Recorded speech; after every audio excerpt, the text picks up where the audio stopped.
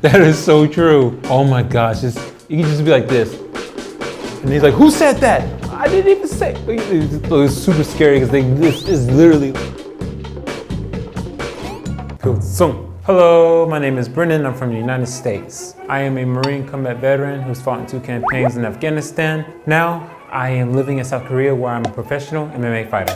Oh, most definitely, that's everywhere. Marines everywhere, yeah. There's so much pride because like, you could be a nerdy kid in high school and the moment you become a United States Marine, it's like a whole new swagger has been unlocked. Like you can't tell us anything. One time, I just graduated from boot camp as a Marine and I came home and one woman was like, oh my gosh, you're in the Army? I was like, no, I'm a Marine. She's like, what's the difference? I said, hey, you ever seen the Army look this good? And she was like, oh my gosh, that's so much swagger. Oh, that's how high your confidence is when you graduate. Oh my goodness. Oh, that was so funny because like, it was just so quick and they were like, oh my goodness, that was swagger. So yeah, this is a different level. So today we're gonna look at some Korean Marine memes. Oh, I'm so excited. I love my Korean Marines. Those guys are awesome.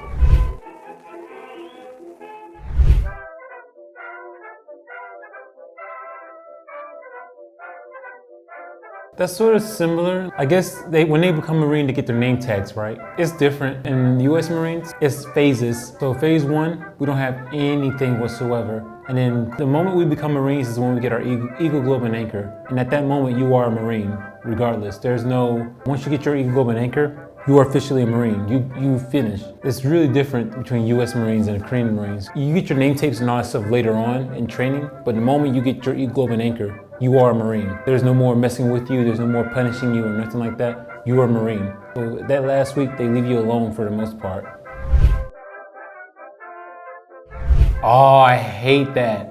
That's probably the reason why my knee is so jacked up right now, years later. I don't think we jumped up like that. But right now he's going in a school sitting position. This position is this position is the position you go into when you're being instructed or when the drill instructors are explaining something to you or talking with you. This is the position that you go into. There is no other position other than this. If you're not in this position, you're in huge trouble. But we do a lot of jumping, but not like that. That's pretty intense. To each their own. But we just fall into it really quick. So like, if school circle is like, instruct, explode, and then we just run, falling really fast. That's everywhere, that's even in America too. I hate groups like that, me personally. The reason why I hate the groups is because my whole life I wanted to be a Marine, of course. That was my whole life plan that was set out in front of me. Graduate high school, become a Marine. I didn't care about anything else. I didn't care about living, dying. Being a Marine was the only thing I wanted to do. So when I got out, I did what I had to do. So there was no need for me to try to hold on to that any longer. I never got into the huge Marine for Life groups or the Marine veteran groups. I never did that. People come to me, oh, you should come join with us. No. Because for those who sit around and say, oh, I was a Marine, I did this. It's like basically like self-validation, I guess, or to make them feel important. I know I'm a Marine. I know I did my job. I don't need some group to show me that I'm important. I know what I contribute to the mission. So me personally, I don't really do the groups. That is true. That is so true. Oh my gosh, it's either they're on steroids or they were like put in a scientific lab and made as superhuman. Cause I swear, you can just be like this.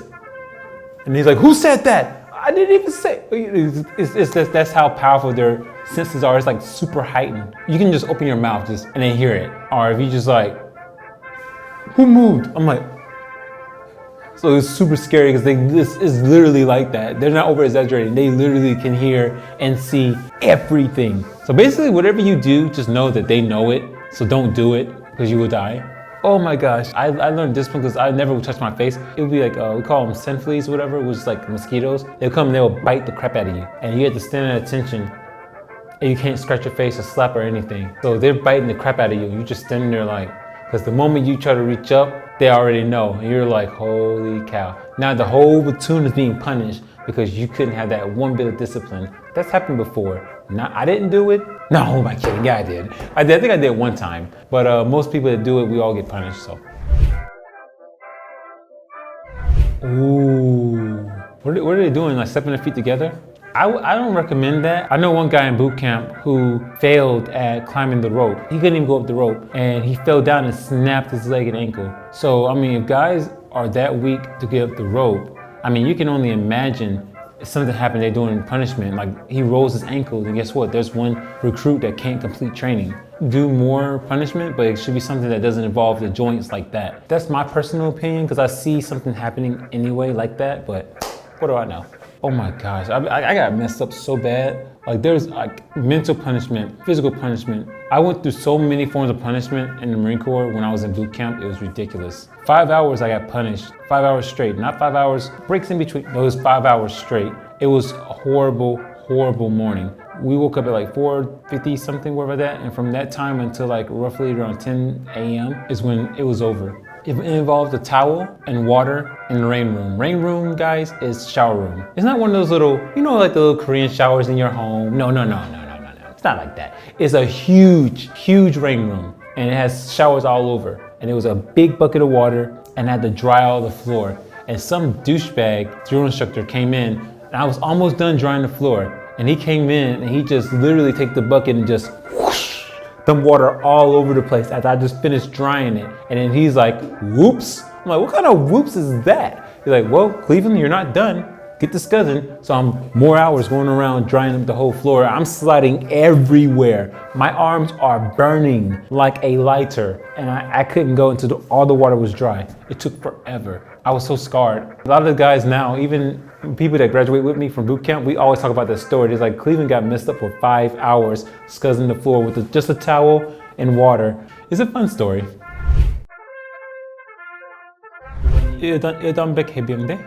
The drill instructor is always right. It doesn't matter. If the drill instructor says 110, it's 100 freaking 10. What are you gonna do? Argue with them? Sir, I don't think that's academically accurate. You're there for I don't know how many weeks. You're really gonna challenge this guy's intelligence? Just say yes, sir, and be done with it. If the drill instructor says it's 110, it's a freaking 110. No questions about it. Later on when you graduate, if you wanna go up to him and you have the balls, by all means. But until then, 11 times 100 is 110. You gotta survive, so. Jesus Christ, they're in civilian attire. You don't even salute in civilian attire. I get that it's a muscle memory.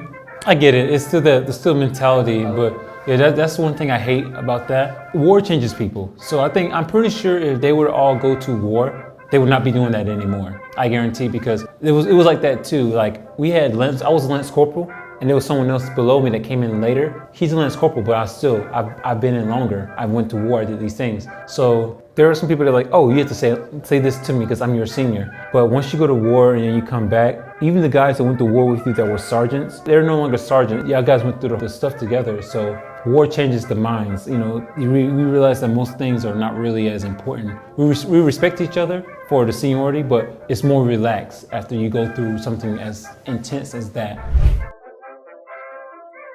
Okay, that's funny. But there is something we do in America. Once a Marine, always a Marine. So in America, when I first got out of boot camp, I was there in a restaurant, and we were all in our dress blues, and we were eating, and we went to go pay for our food, and they said, oh, someone's already paid. And we were like, wait, who paid for our food? And we seen a guy walking towards the door with the hat that says, you know, U.S. Marine retired. And that, I was like, okay, there's someone out there to take care of our own. And then years later, after I got out, I seen some young Marines walking around in Yongsan, and they were getting ready to pay for their food. So I just walk up and swipe my card, and they were like, what are you doing? I'm like, Semper Fi.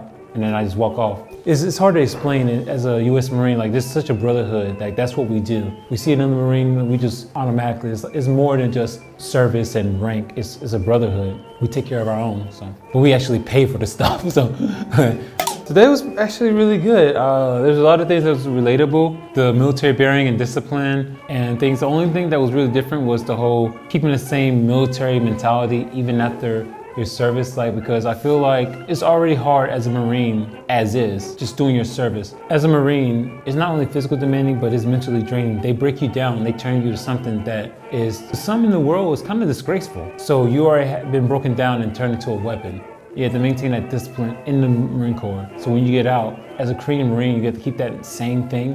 You need some sort of break to adjust, because if you don't adjust back in the civilian world, eventually you're gonna crumble. So I had to learn that, because when I got out of the Marine Corps, it took me years to get used to being in the civilian world. So if you liked the video, be sure to comment below. Also be sure to like, comment, subscribe, and I'll see you guys in the near future. Soon.